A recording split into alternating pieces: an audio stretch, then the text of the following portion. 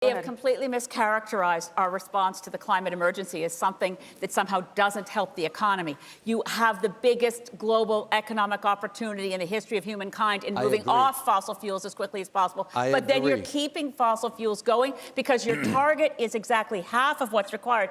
If this election is anything, it's about trust and ethics, and we are in a climate emergency. We need grown-ups in the room to take responsibility. Mr. Blanchet. So we are the most complete, the most transparent, and right now the only ones in this election who've given Canadians a chance to see this is where we find the money, this is where we spend it, this is how we balance the budget in 5 years. We've got energy, wind that's local, geothermal that's local. Localizing and democratizing our electricity system also makes it more resilient against extreme weather events, and we're only going to have more. I mean, the first, again, I just thought of another one, the first over $1 billion climate event that happened in this country was the tornado through Edmonton, through the trailer park. Lives lost. And the failure to respond to that with an adaptation measure that makes sense, in tornado corridors, we need to start building shelters. That trailer park was rebuilt exactly as it was before, without any shelters to take cover if a tornado is coming. We need a lot of emphasis on adaptation, ways of looking at flood control, looking at tornado preparations, looking at, in my part of the world, we need to get out there and put iron in the woods to build fire breaks and get standing dead wood out of our forests before they catch fire again. There are things we should be doing if we were serious about the climate crisis, instead of using it as a political football for an inane argument about carbon taxes, instead of talking about what we need to do and how we put people to work. There's also one last thing on the oil sands. The industry promised it would remediate the areas that were mined. A lot of those companies have already left. Who's going to be stuck with the price tag for cleaning up the toxic waste legacy of the oil sands? It's probably going to be the taxpayers of Canada. Let's get ahead of that and start putting the people to work who had to drive the trucks to pull the overburden away from the site, to start driving back the trucks to start the reclamation efforts for ecological restoration. It was promised by the industry, but we know that there's a very pathetic fraction of the amount of money that's required that's been set aside. Well, just to be clear, the environment isn't our priority. Security is our priority.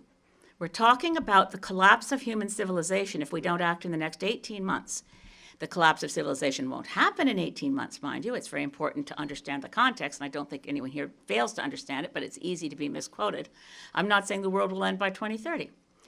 But the Intergovernmental Panel on Climate Change has told us very clearly that we're very close to tipping points in the atmosphere that unleash unstoppable, self-accelerating global warming, which sometimes gets called hothouse Earth. I don't think that's an environmental problem. I think it's a security threat. Now, are there other issues? Absolutely. We're very committed to electoral reform.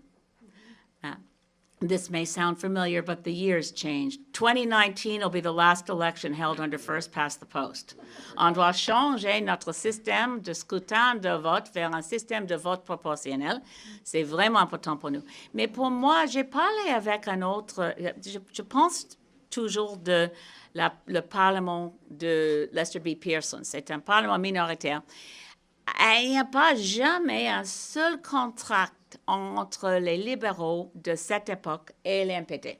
So in the government of Lester B. Pearson, there was never a cabinet post for an NDP member of parliament, nor was there a long-term agreement. I actually recently got to sit down with a member of Lester B. Pearson's cabinet and talk it over. I was meeting with Paul Hellyer, and it was as I suspected, one confidence vote at a time.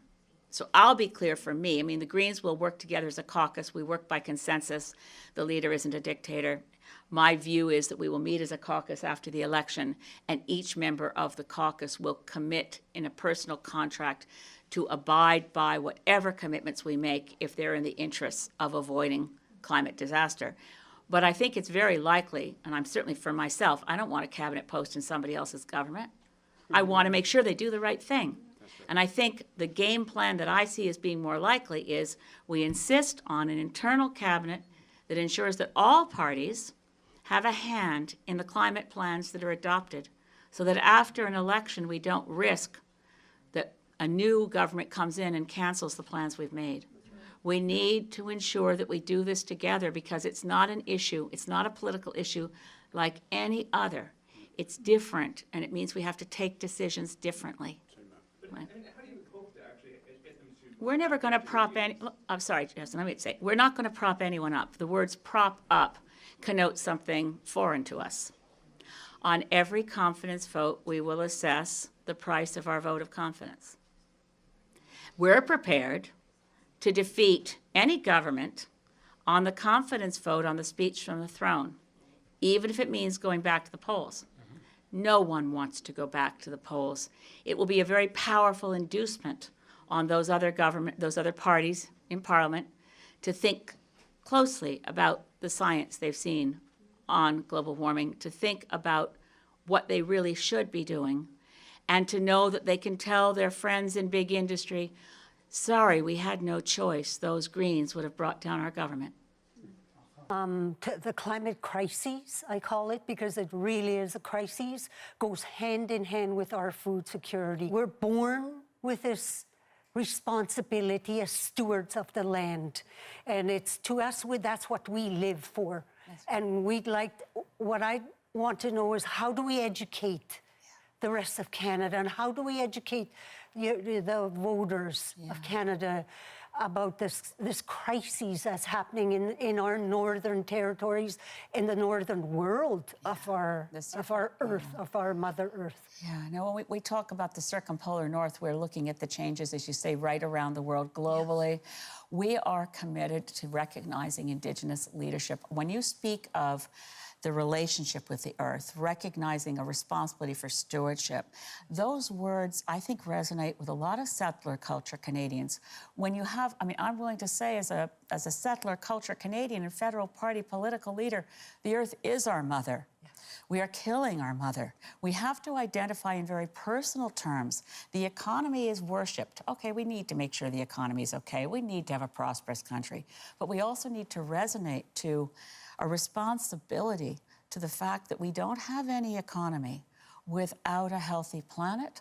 And when we see the changes happening in the north, the permafrost melting, the ice disappearing, this has global consequences. What will you do, like, for the children? How do we reach the children of the Arctic, the children of Canada, so that they become responsible citizens? Well, I think for our children, and particularly when we think of Indigenous children, we as a party completely support the human rights finding. We readjusted our budget to put in the $2 billion that Cindy Blackstock's group just won from the Human Rights Tribunal.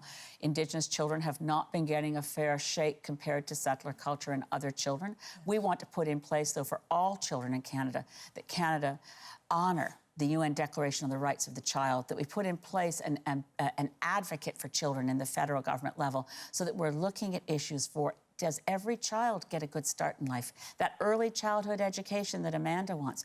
How do we make sure that we put a priority on our children? Because nothing's more important, not to any Canadian. Okay, That we have the revenue coming in to cover some very large new programs. We are able to put before you a budget that is balanced in 5 years. But to do that, we have a number of really large new revenue pieces. Let me remind you of the spending promises we've already made. We said we'll bring in universal pharmacare. We said we'll abolish tuition. We'll invest in post-secondary education. We'll provide universal child care. We'll meet the expectations of the Truth and Reconciliation Commission, of the inquiry into missing and murdered Indigenous women. We had to revisit our budget to find $2 billion for this year to meet the new ruling of the Human Rights Tribunal that the Government of Canada owes Indigenous children $2 billion. We had to go back and say, okay, we've got to find $2 billion in there. Those things we have done. And how do we do it? Well, the big ticket items, pharmacare, turns out to be a cost. If you look through the budget, I'll tell you what page to look at. Part of this national mobilization, by signing up to be one of the leaders in our community that gets more democratized renewable energy at our house, we can be part of this. And yes, more ways to encourage people to move into an electric vehicle at a more affordable price, absolutely. But we'll also be, at the same time, it takes a while to ramp up a cross-country electricity grid.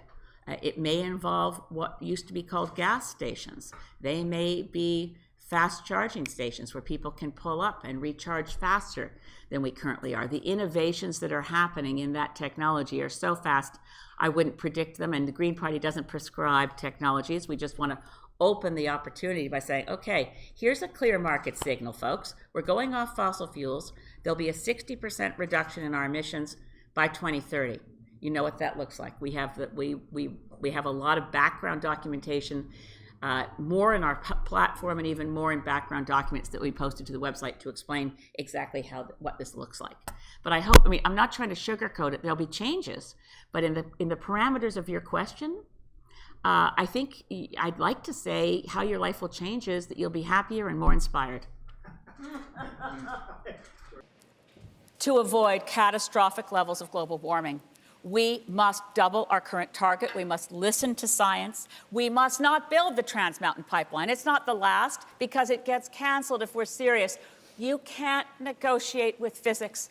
You can't as Prime Minister, you can't as leader of the Liberal Party. There's a carbon budget. It doesn't budge. And that's why it's so heartbreaking for me to look at you today and know you could have done so much more the last 4 years. Please, God, you don't get a majority this time around, because you don't keep your promises. From the Rockies to the Bay of Fundy, Conservative premiers have gotten elected on promises to do nothing on climate change, and we need a strong federal government to fight them, to make sure that we are moving forward on protecting the future generations from the impacts of climate change. But your goal is a target for failure. When you hang on to Harper's target of 30% by 2030, we you are are going to pass that target, Ms. Well, May. you better get to double that target, or you never get to carbon neutrality by 2050. Time is up, Ms. May. Time is up, Ms. May. Mr. Blanchet, you can talk to Ms.